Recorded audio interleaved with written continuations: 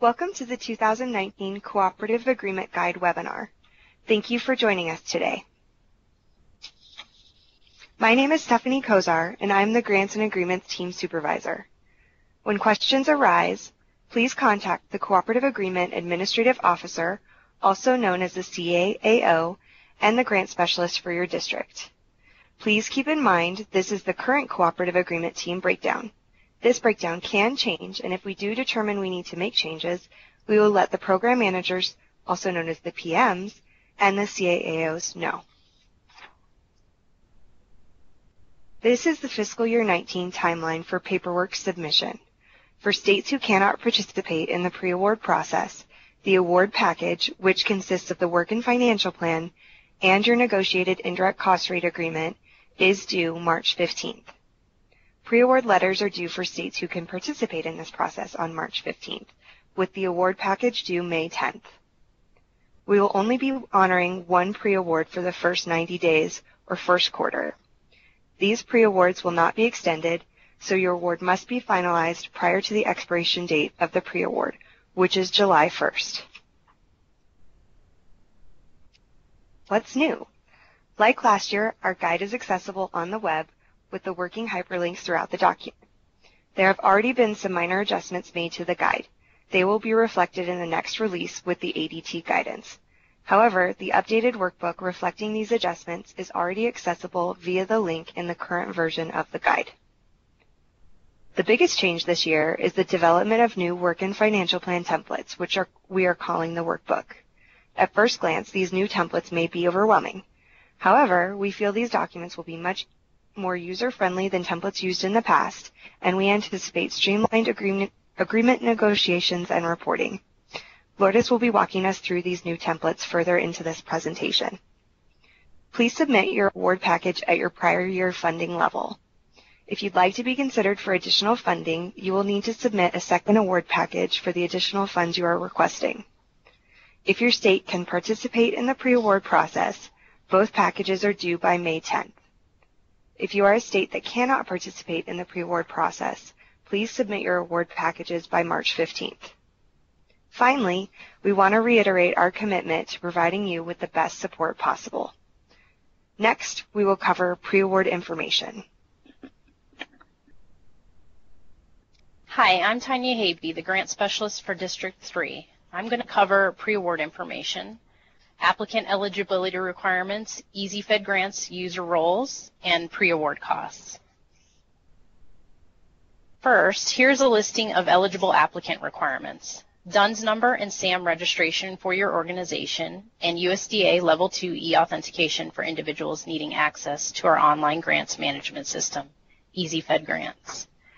Before applying for an award, please ensure your organization has registered or has an active account in the System for Award Management, or SAM. Your organization must be registered in SAM in order to receive payment from Treasury. To register in SAM, you will need a DUNS number and taxpayer ID number. Also, you will need to renew your registration annually. Please be aware, SAM is free of charge. You should not be paying to register or renew your registration in SAM.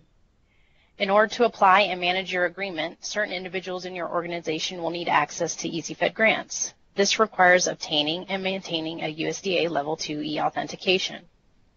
Your agency must have at a minimum one Grants Administrative Official, or GAO, and one Signatory Official, or SO, role in EasyFed grants. If you need access to the system, please reach out to your grant specialist or district CAAO, and we can provide you with the step-by-step instructions for obtaining access. Please note, applications for funds will not be considered for award if there are any outstanding or delinquent performance or financial reports from previous fiscal year agreements. So please ensure your reporting is current in the system before applying for your FY19 agreement. This is a chart outlining the recipient primary use roles within EasyFed grants and what each role can do. As mentioned, you must have at least one GAO and one SO role. But it is best practice to have at least one backup in each role to ensure documents are not delayed. As you can see, the SO role is not able to create applications, claims, or reports. Also, the system has certifying official as a secondary user role. The certifying official can review and sign claims and reports. This role only applies to a specific report or claim and is designated by the claim or report creator. Any user can be a certifying official regardless of their primary role. Claim or report creators can even designate themselves as certifying officials for their own claims or reports.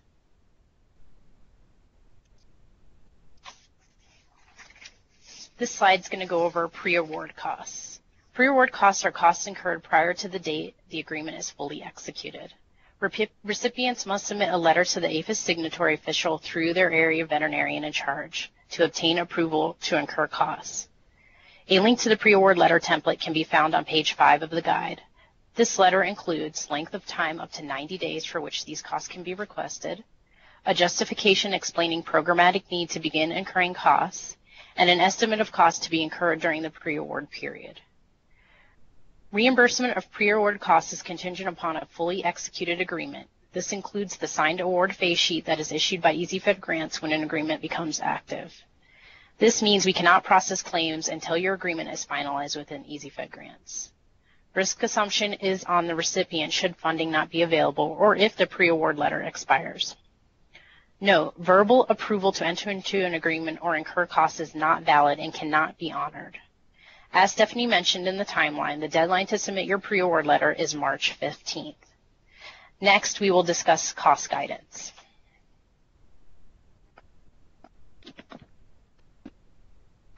Thank you, Tanya. Hi, I am Samantha DeGroot, and I am the Primary Grant Specialist with District 4, and I will be going over cost considerations, cost definitions, allowable and unallowable costs, outreach materials, laboratory equipment requests, IT acquisition, and travel policies. These are the basic considerations of cost you must consider when creating your financial plan. Costs must be allowable, allocable, and reasonable. To be considered allowable, costs must be reasonable to accomplish the project in accordance with generally accepted accounting principles, not used to meet cost sharing or matching of any other federally funded program, and are adequately documented. To be considered allocable, costs must be treated consistently by the applicant, incurred specifically for the project, beneficial to the project, and necessary to the overall operation. To be considered reasonable, the amount does not exceed what a prudent person, given the same circumstances, would expect to incur. A quick reference of common cost types can be referenced in Appendix 4 of the Recipient Guide. The different types of costs are direct cost, indirect cost, cost sharing, and cost matching. The definitions for these different types of costs are as follows. Direct costs includes personnel, fringe benefits, travel, supplies, equipment, contractual, and other. The next type of costs are indirect costs. There is a statutory cap on indirect of 10% for nonprofit organizations and universities and colleges. Nonprofits also include private and public organizations. De minimis rate of 10% may be applied if an organization has never had an indirect cost rate agreement and receives less than $35 million in federal funding. If claiming the de minimis rate, please contact your program manager as there are additional processes to approve this rate. Please include a current signed indirect cost rate agreement with your application when applying for an award.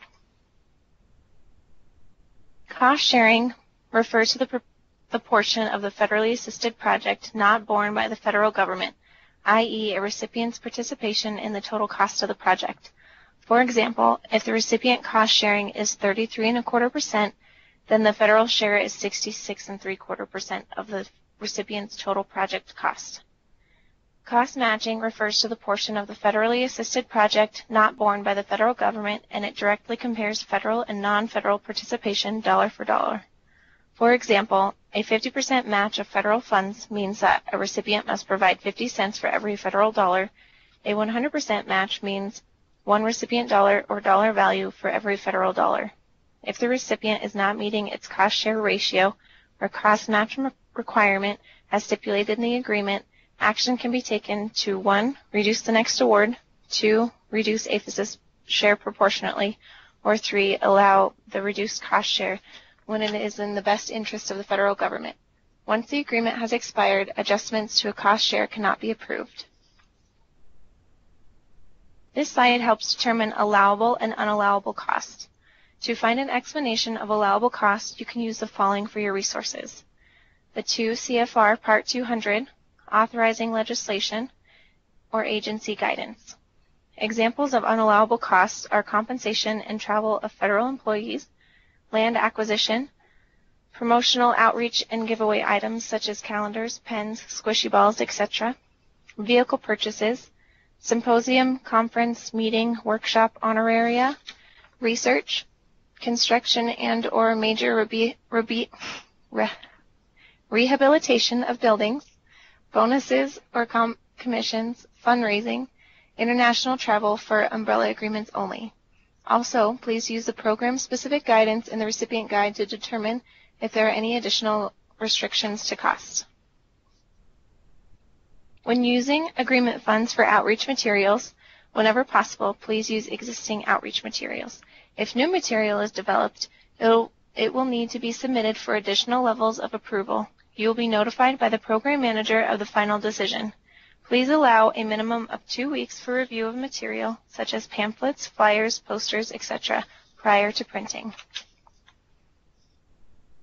For a laboratory equipment request, equipment is defined as anything with a useful life of more than a year and a per unit value of $5,000 or more.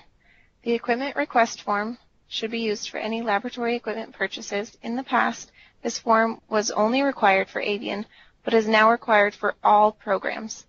The form can be found in Section 1 under the Cost Guidance section of the Recipient Guide. Also, please include the completed equipment request form when submitting your workbook. Information technology can be found in Section 1 under Cost Guidance section of the Recipient Guide. IT purchases greater than $25,000, including hardware, software, or support services, may require an Acquisition Approval Request, or AAR, to be completed. If it is determined that an AAR is needed, estimate a 2-week turnaround for the review process. The term information technology includes, but is not limited to, computers, network and ancillary equipment, software, firmware, and similar procedures, services including support services and related resources. For general travel, travel costs should be specific to activities in the workbook. Follow your state written travel policies when calculating travel costs. If there is no state travel policy, then federal per diem rates should be used to estimate travel costs. Next up will be the travel policy. For the Animal Health Association, AHA meeting, either local, state, regional, or national, no more than 2 attendees per recipient combining umbrella and ADT agreements are allowed to attend. For the out-of-state meeting or conference travel cap, for umbrella agreements, the cap is $10,000 or 7% of the total project cost, whichever is less. For ADT or other agreements, the cap is $5,000 or 7% of total project cost, whichever is less. Items not subject to the travel cap are travel to attend trainings, workshops, and working groups, travel to attend AHA meeting within your state. Registration fees for conferences and meetings should be categorized as other in the financial plan. Additional justification needs to be provided to support an increase in AHA attendees or to raise the budgetary cap. Justification will need to be approved by APHIS signatory official. Now Loris will walk us through the workbook. Hi, I'm Lourdes Kramer. I will be the primary grant specialist for District 1. As Stephanie mentioned before, the newest change this year is the workbook. This will replace the work and financial plans and accomplishment report narratives. The Umbrella Workbook was developed for consistency and to streamline the application reporting process. The Umbrella Workbook will be used as a template for work and financial plans and accomplishment reports. It will reduce the amount of time it takes to review and approve work plans. It will create transparency to easily identify and ensure proposed activities are being performed, and it will be used throughout the life cycle of the agreement. The Umbrella Workbook consists of 2 templates. The first template is the Umbrella Work Plan and Accomplishment Report template, which is comprised of 6 tabs, a cover page, and a work plan and report tab for each program. The second is the Umbrella Financial Plan template, which includes 3 tabs, an avian financial plan, all other financial plan, and a combined financial plan. The Avian Financial Plan is not combined with other programs because most of our funding is for avian activities. We want to ensure that avian funds are being used for avian activities. The All Other Financial Plan are for costs related to cattle, One Health, sheep and goat, and swine activities. Lastly, we come to the Combined Financial Plan. The Combined Financial Plan will auto-populate the totals and descriptions from the avian and all other financial plans. The total amount of the Combined Financial Plan cannot exceed the FY18 award amount. This plan will be locked and cannot be edited. If additional lines are needed, please contact your grant specialist. Here's an example of the work plan and accomplishment report template. The areas circled in red are the tabs described on the previous slide. There is a work plan and accomplishment tab for avian, cattle, One Health, sheep and goat, and swine. The example shown does not display all the tabs, so you'll need to scroll to the right to see the rest of the tabs. This is a view of the cover page tab. Circled in blue is the percentage chart. This chart will need to be completed and should accurately reflect the percentage amount needed to carry out activities for each program. You are not limited to prior year funding percentages, and this chart does need to equal 100%. Here's an example of one of the work plan and report tabs. Each tab will include goals and objectives, which I have outlined in red for you. This column will be locked and cannot be edited. Each tab will also include a proposed activity column, which I have circled in blue. Please note if you do not have activities for any objective outlined, then include NA next to that objective. If there are additional activities not outlined, then these new activities can be added to the bottom of the spreadsheet. In addition, each tab will include 4 columns, which represents accomplishment reporting for each quarter. The expectation is that this template is maintained throughout the life cycle of the agreement. Once the workbook has been approved, you will need to add accomplishment data to the workbook quarterly. This workbook will be submitted using EasyFed grants. Prior year accomplishment data will remain in the workbook. This approach will assist in tracking of proposed activities, and we will be covering reporting details later in the training. Here's an example of the Umbrella Financial Plan template. Just a couple things to note. Embedded on the Avian and all other tabs are instructions for certain cells. In order to see these instructions, you will need to place or hover your cursor in the cell that contains a red triangle at the top right corner, and the instructions should appear like the example circled in blue. This is how comments will appear if the workbook has been returned for revisions. Also, if there's no recipient share, then column E, outlined in red, should be left blank and not removed. The financial plan is specific to activities in the work plan, showing monetary terms, what resources are needed to carry out activities. Calculations on how you arrived at costs being charged should be included only on the financial plans. We will be going over by cost categories in the next couple slides. What sort of details regarding costs we'll be looking for. For personnel, include details such as title of positions, number of employees per position, number of hours to be worked, and the rate per hour, or the annual salary with percentage of effort. For fringe benefits, include the percentage that is being applied and what benefits are included. For travel, include number of travelers, title of the meeting, conference or training, dates and locations of the meeting, conference or training, cost of transportation, lodging per diem, and number of days. For fieldwork, estimated mileage to be traveled plus cost per mile. For equipment, please provide a description of the equipment to be purchased, including unit, cost, and quantities. New this year, we're requesting an itemized list of supplies if the cumulative cost exceeds $5,000. Make sure these supplies are not already covered in your indirect cost rate.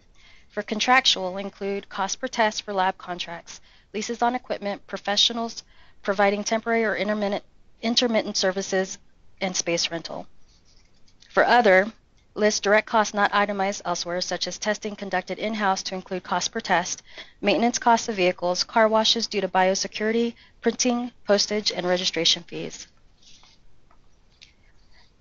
Things to keep in mind. Please check all your calculations. If there are any discrepancies noted during the work plan review, your work plan will require revision.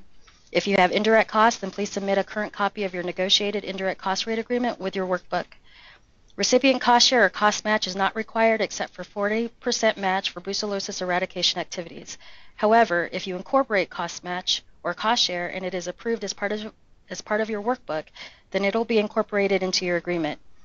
You would report any actual recipient costs on the SF-425 financial report, and we will verify that you have met the agreed upon amount by the end of the agreement. Lastly, keep a file of your supporting documentation to show how costs were determined. Next, Erin will discuss application requirements. Thank you, Lourdes. Hi, everybody. My name is Erin Rosales, and I am the Grant Specialist for District 2. And I will be going over the application process, notifications, documents, and reminders. Once your workbook has been approved, here is an overview of the application process. The opportunity information is emailed to the recipient applies to it, the PM reviews it. If revisions are needed, the application is sent back to the recipient. If approved, it goes on for a risk assessment where we review info found on sam.gov, a single audit, and FAPIIS. If the assessment goes well, the agreement is created. If not, we will contact the recipient for further information. This is an example of the opportunity email sent from the grant specialist to the recipient when the application packet is ready to be created. It offers step-by-step instructions on how to apply for the opportunity and create the application.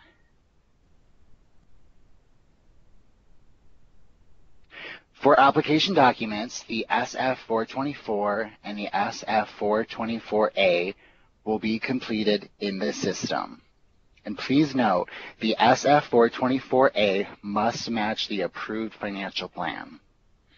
Forms to be completed outside EasyFed grants and attached to the application packet include the workbook, the SF-424B, certification regarding lobbying for awards exceeding $100,000, the SFLLL disclosure of lobbying activities for awards exceeding $100,000 when there are activities to disclose, the SPOC letter, if applicable, and the signed negotiated indirect cost rate agreement, if applicable. This slide pertains to the Intergovernmental Review of Federal Programs, or commonly known as the SPOC process. Not every state participates. However, if your state does participate in this process, a copy of the response from the SPOC must be included with your application package when applying to the opportunity. The link to the current SPOC list can be found in Appendix 10 of the guide. So for application reminders, you will be notified via email when the opportunity is ready for you to apply, along with an approved copy of the workbook, which you will need to upload with your application. New funding opportunity numbers are created each year. Do not use prior year funding opportunity numbers. Once an application is created, edit the application. Do not create a new application. The created application should be assessed through the actionable items tile. On the SF-424 under Block 16, list the congressional districts. For A, applicant, list the congressional district for your organization's headquarters location. For B, program project, list the congressional district where the activities will occur. You can list statewide or all in this block if needed. Under Block 18, include cost share under the applicant line if applicable. In Box 19, you may recall this box was previously locked, but now it is unlocked for editing. When making your selection, please choose option A or B. Option C is typically not a valid choice. On the SF-424A, sections A, B, D, and F must be completed. Include cost share in section A, B, and C when applicable. On the additional details tab for the DUNS/CR exempted entity question, please respond with no. All recipients must have a DUNS number. In order to activate the complete signature option on the application, the SO will need to read and agree to the legal notice terms and conditions. For returned applications, please refer to the Comments tab for information on why the application has been returned. Next, I will turn it over to Tanya for post-award. Thank you. For post-award, I'll be covering claim submission, reporting, amendments, and budget shifts. For claims, EasyFed Grants does not automatically generate claims. When you are an EasyFed grant, select Create Claim from the left-hand menu as shown in the screenshot. Only one claim at a time can be processed. Claims should be submitted in chronological order with no gaps in time. In addition, you may have noticed that we allocate the award to the other line on the budget. We do this due to some system limitations that do not allow us to properly reflect indirect costs and minor budget changes. However, we request that you reflect the actual expenses by cost category in the requested amounts by cost element section of the claim, or you can include the breakdown of expense as an attachment to the claim. Lastly, it's important to note that both financial and performance reports must be current for a claim to be processed. Before I go over reporting, I wanted to point out the naming convention for reports in the system.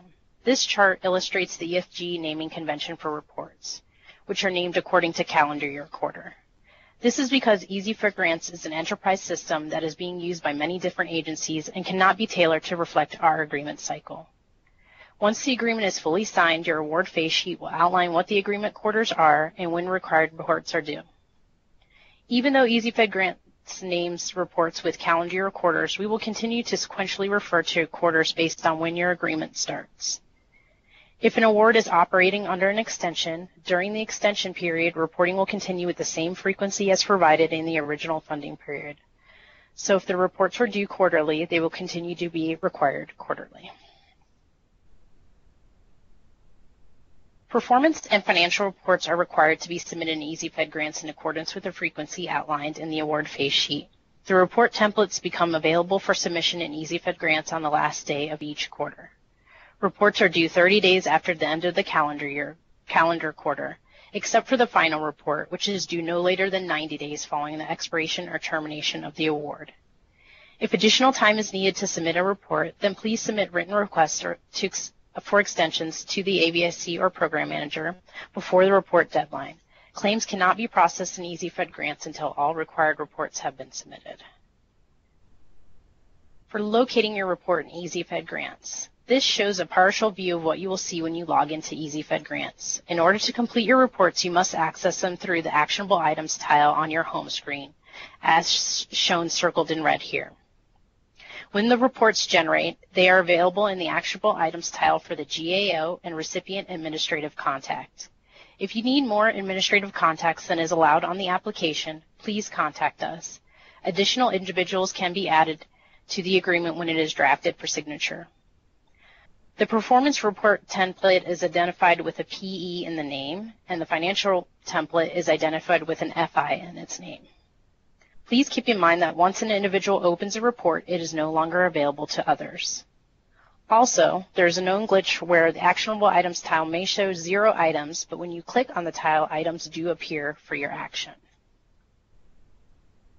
For financial reporting, since this report is generated by the system, some fields will be filled in, whereas others will need to be completed.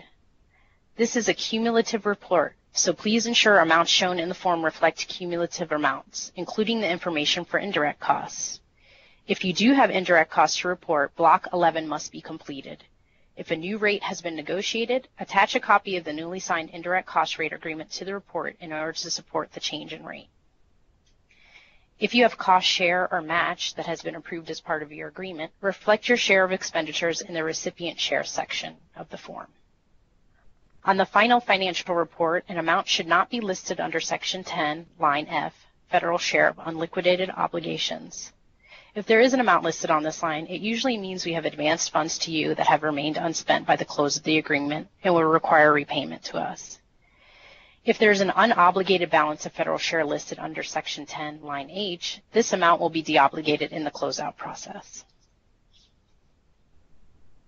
Performance reports.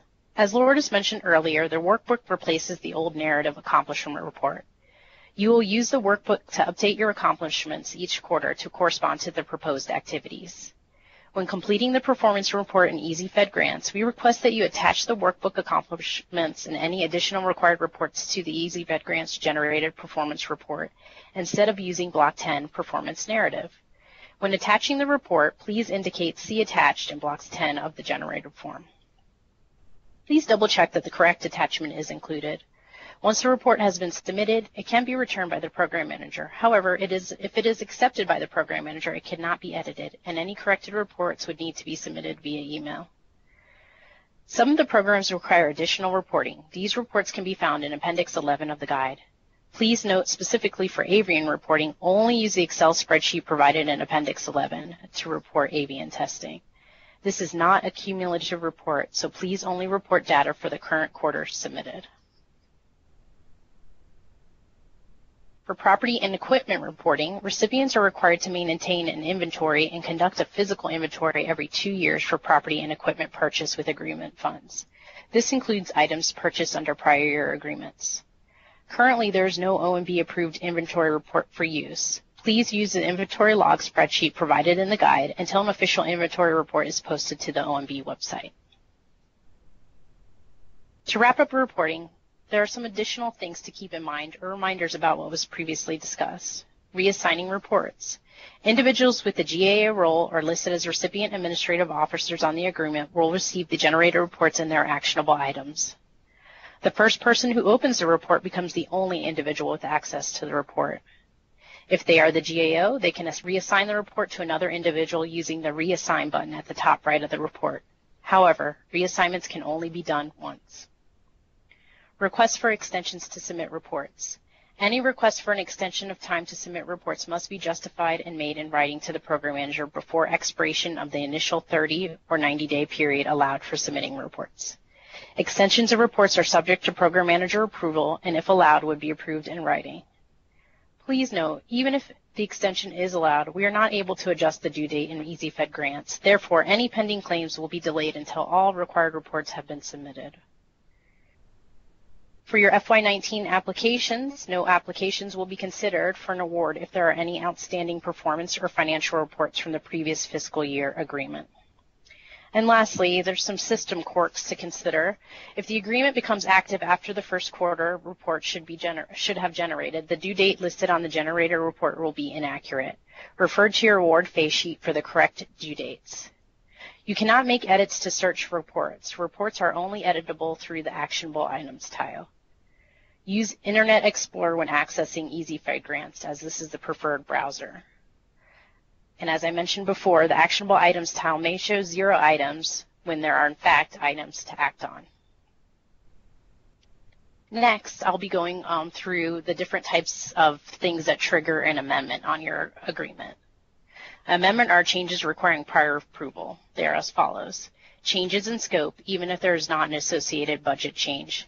Note, changes in scope cannot be approved after September 30th due to federal appropriation limitations.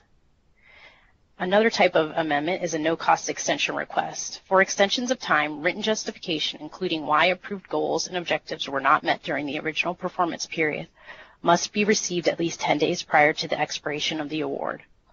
Only one extension can be granted and for up to 12 months.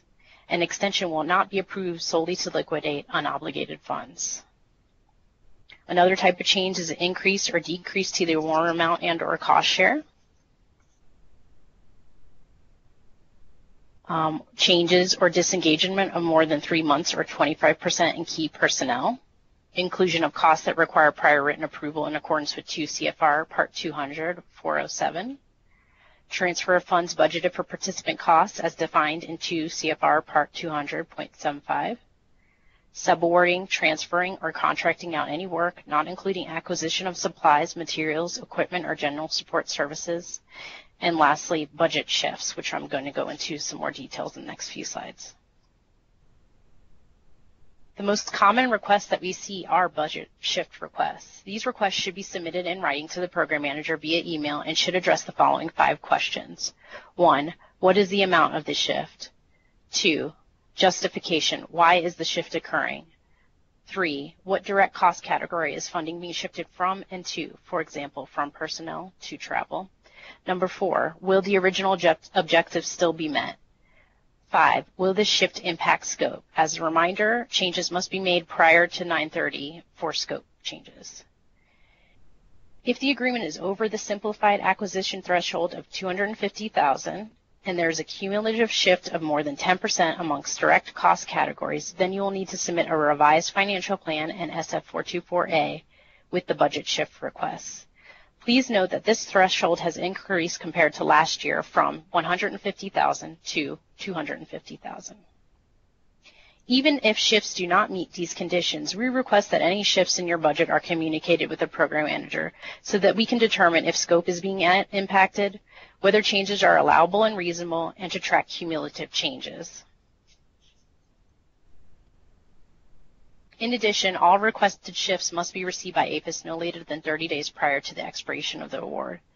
APHIS will inform the recipient in writing of the decision. BS may not approve budget changes to allow purchase of general purpose equipment in the last quarter of the performance period, if it appears the modification is being made to use unobligated funds.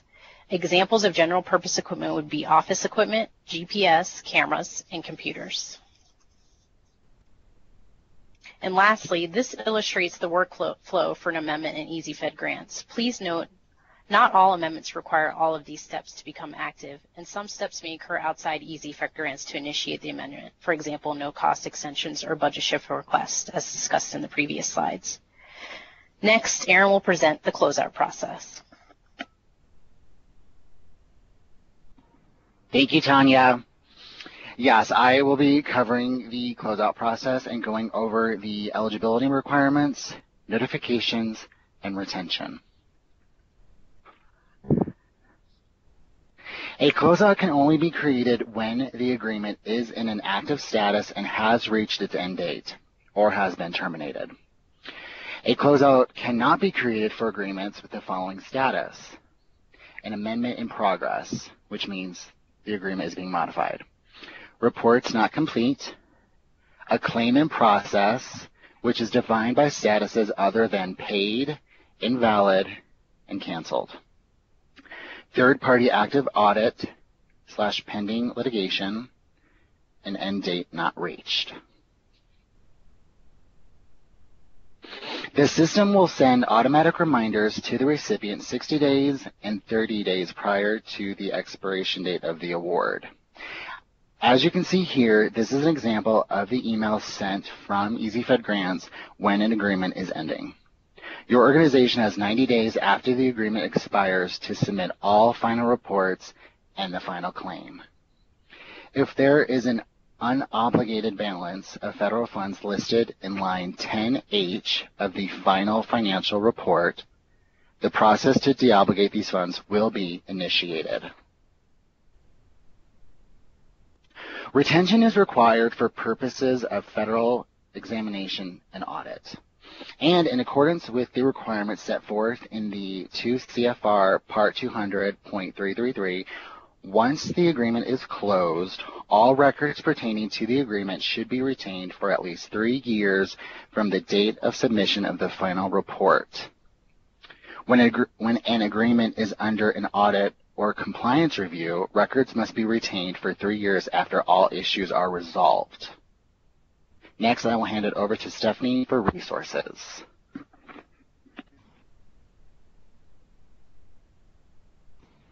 Thank you, Erin.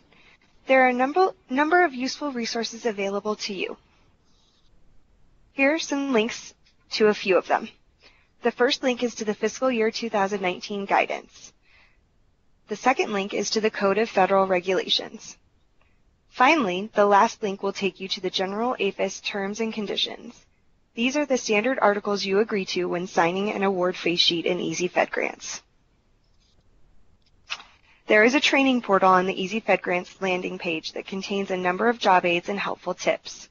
If you are unfamiliar with EasyFed Grants, we highly recommend visiting these helpful resources. If you have any questions or comments regarding this training, please direct them to the email address you see on your screen. Thank you for joining us today.